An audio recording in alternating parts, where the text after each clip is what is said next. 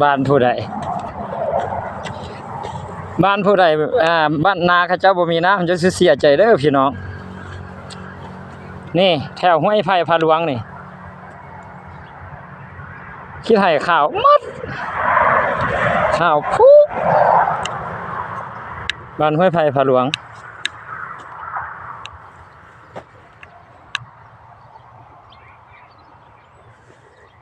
ผู้จำปาสักตัวแหลมๆหันวัดภูเนี่ยภูมาลงเนาะ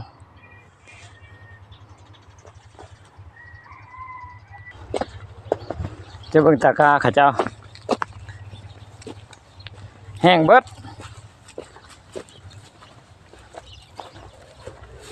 หน้าบ้านห้วยไผ่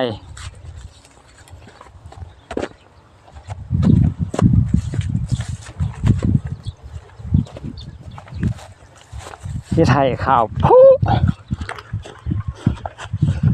กกม่วงตัวนี้ล้มแล้วดิกกม่วงใหญ่อยู่นี่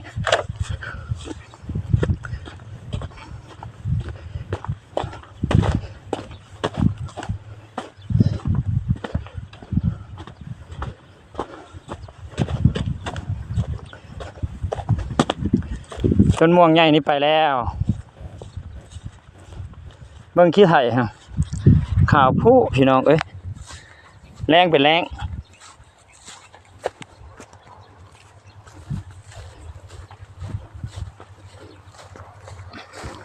เที่ยงไผนอ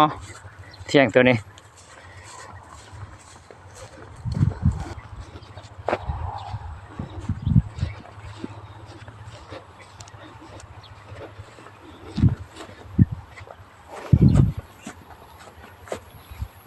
สี่มือไผ่นอ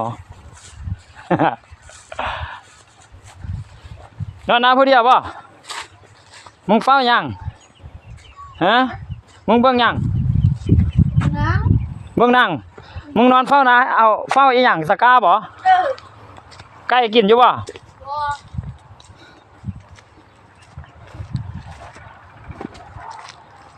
แห้งเบิดข่าวผู้บ้านห้วยไผ่พาหลวงเด้อบ้านห้วยไผ่พาหลวงแถวเมืองปทุมพรนี่แหละบ่ไปไกลแล้วนาผู้ใดบ่มีน้ำจะเสียใจเด้อพี่น้องเด้อเบิ่งเอาตัวนี้กันนี่ก็ได้นี่จนได้สะใส่เอามึงอยู่กับไผบ่ยันผีลอกว่ะบ่ยันผีลอกว่ะกูลงมึงละเมียได้บ่าวมึงซื้อบางอย่างก่อเรื่องบักเรื่อง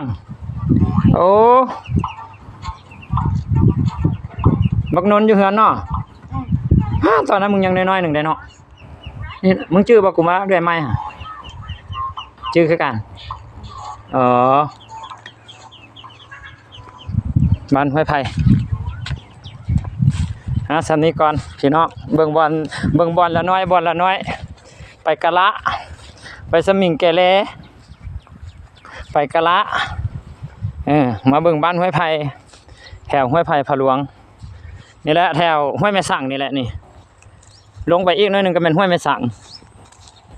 สันนี้ก็เด้อพี่น้องเด้อนาผู้ใดแรงจะเสียใจเด้อของเขาก็เป็นคือกันกับของเฮา